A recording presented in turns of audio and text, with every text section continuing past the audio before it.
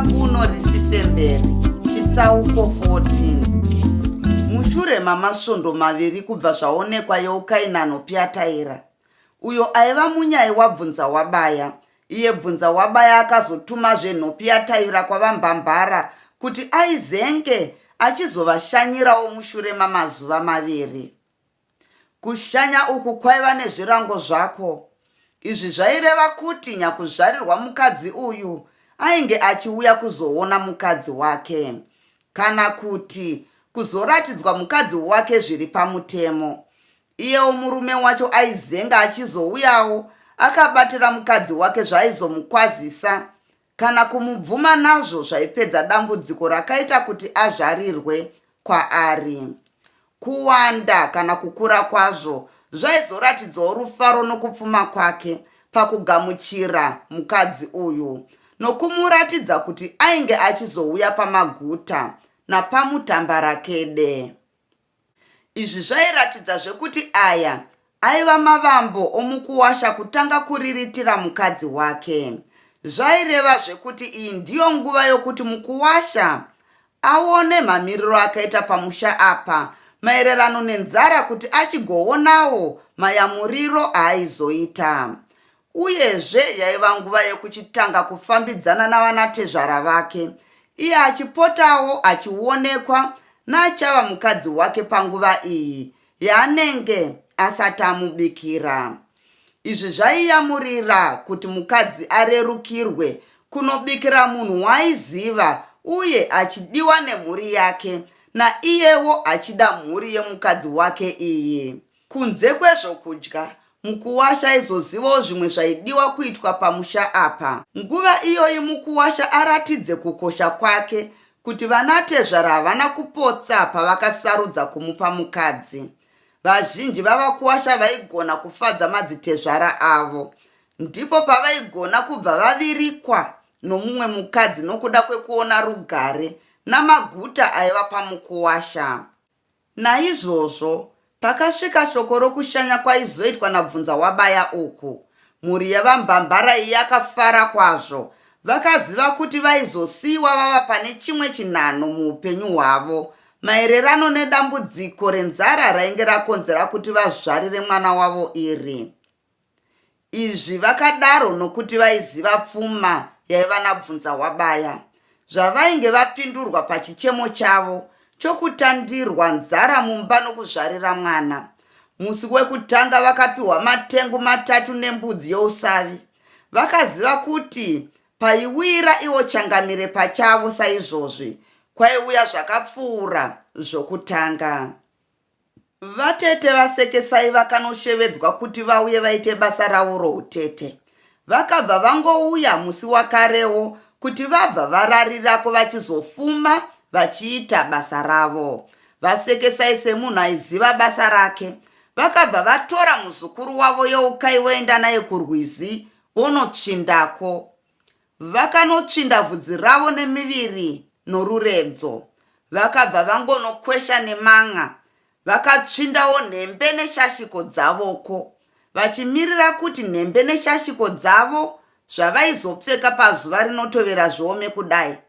Vatete vakatanga kurayira muzukuru wavo Youkai voti, Youkai muzukuru, ndinoziva kuti moyo muti unomera paunoda, asi mimwe miti inogona kudzurwa kana kucherwa nemidzi yayo paya painenge ichiri nzvanzvana yonosimwa pamwe. Inombonovhunduka ivhu nenzvimbo itsva, asi inozobvuma yokura zvayo. Ndizvo zvinewewo muzukuru.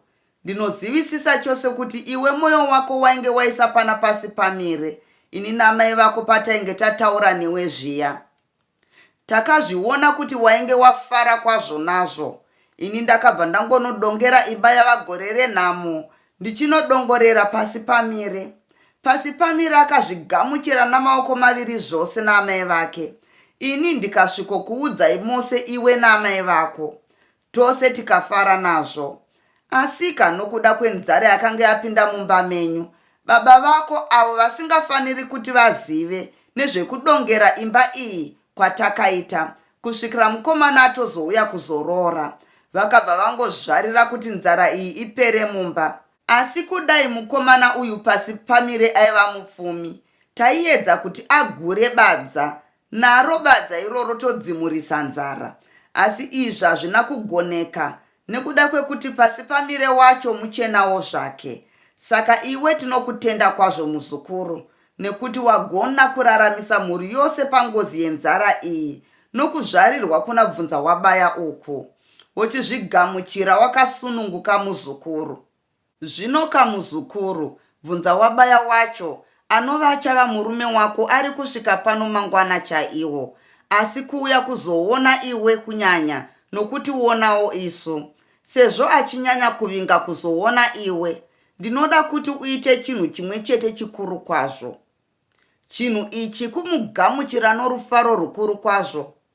Umude nokumufarira nokumunyemwerera nguva dzose, apo paanosanganisa maziso ake neako. Ziva muzukuru kuti chero chii chaachauya nacho kuzotipa, anenge achingoitira iwe. Isuwo vamwe tinetenge tichizongozviwanirawopo nokuda kwekuti tinewe chete. Saka akadhingurwa mwoyo newe chete, tose tapona. Iwe ndiwe riva redu, ukangomudhingura chete nokuda kwekumuda nokumufarira, iwe unozongozivawo kana kuti unongonzwawo nezvekupfuma kwaakaita, nesuwo tinobva tapfumiswa naye. Kwete izvozvo chete, asi kuti zvimwe zvose zvaachanga achiitira mhuri yose zvichabva pakuti iwe wamutora mwoyo sei. Isuwo tichaedza kumugamuchira nekumufarira, asika isu vamwe hatisirisu vaari kuvinga, ndiwe. Saka iwe ibva waita zvinoita kuti apwe mate mukanwa.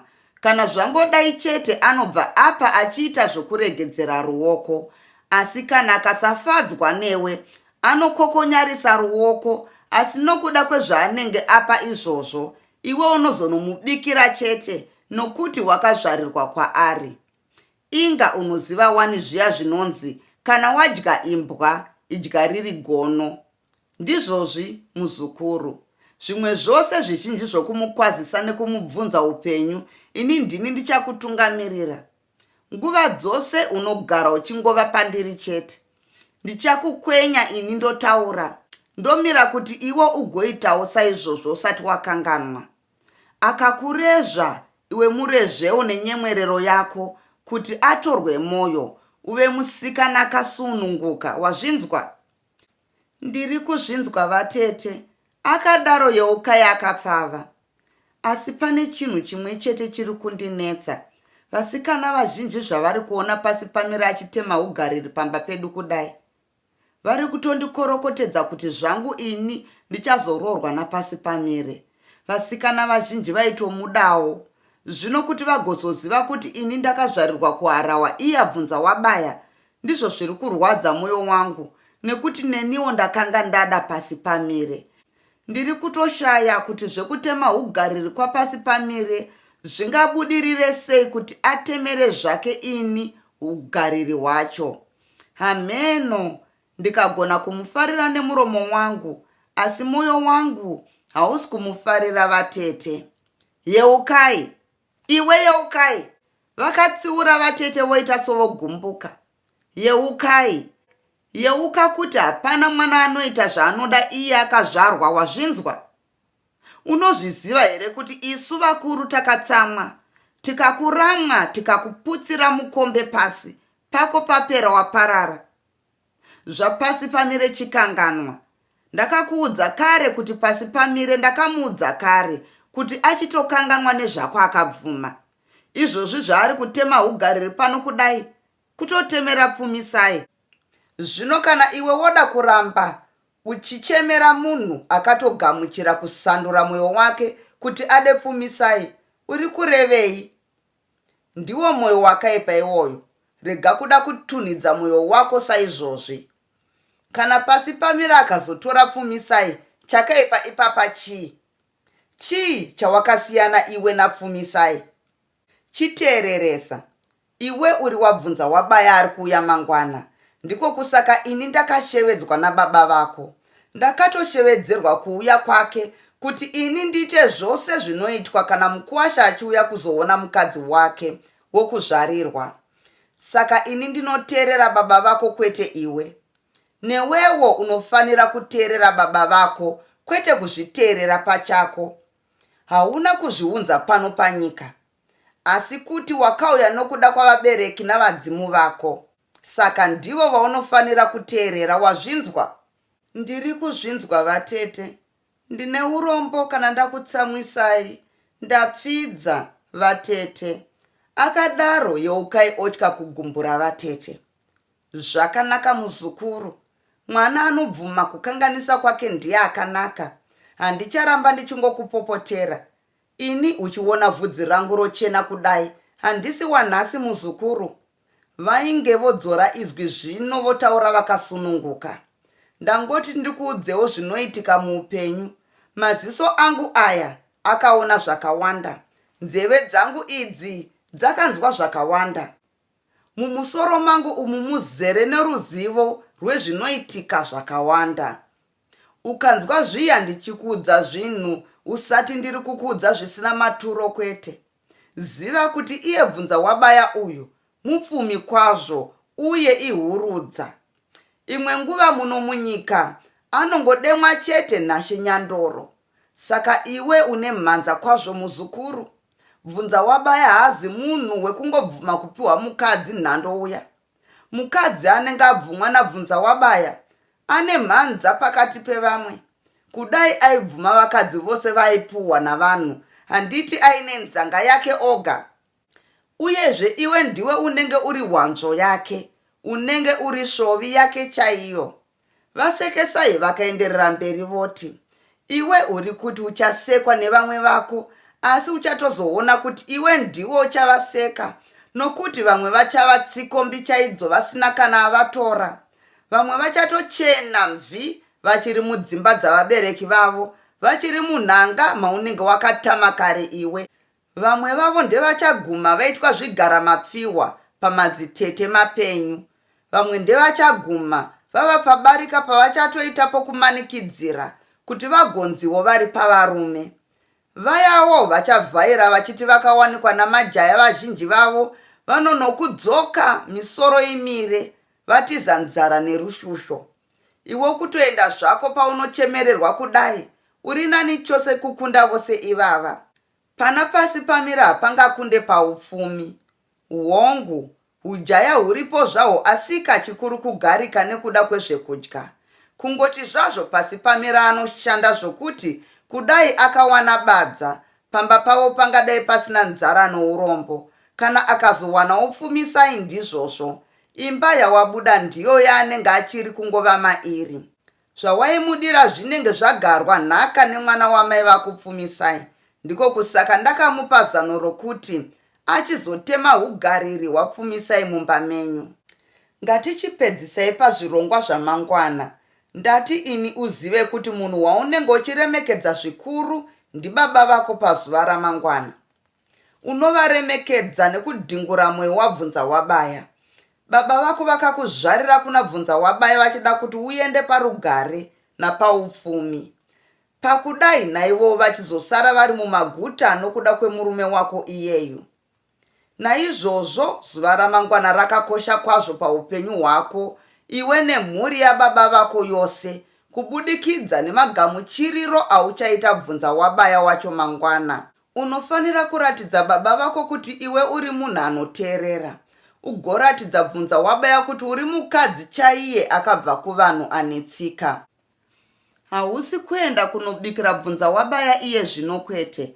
Uchazoenda kana wakura. Pari zvino uchiri kusiya kuti ubate imba. Kunyangwe neni handingabvume kuti uende, nokuti handisati ndapedza kukurayira zvose zvinofanirwa nokuti uchiri kusiya. Kana ukaita zvandinokuudza, naiwo bvunza wabaya anobvawo atya nokuremekedza baba vako. Kana izvi zvangodai iwe wagarika, kunyangwe mazuva mose anokubata sezai chairo, kwete nekunzwe kwemumwe sezvinozoitwa vamwe.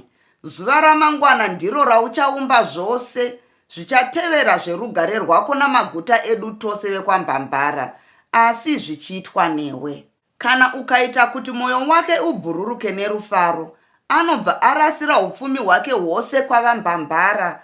Asi kana akatsutsumwa, anobva apeta maoko ake nepfuma yake odzivirira. Saka rega kudzivirira mwena weshwa nechara, muzukuru. Hatidi kurasikirwa nechiri muchanza. Usakanganwe kuti ini ndini ndichakutungamirira pane zvose, sezvo ndirini ndinoziva zvose zvinofanirwa kuitwa. Tinogara pamwe chete nguva dzose. Makwazisiro andichamuita ndiwo auchamuitawo iwe.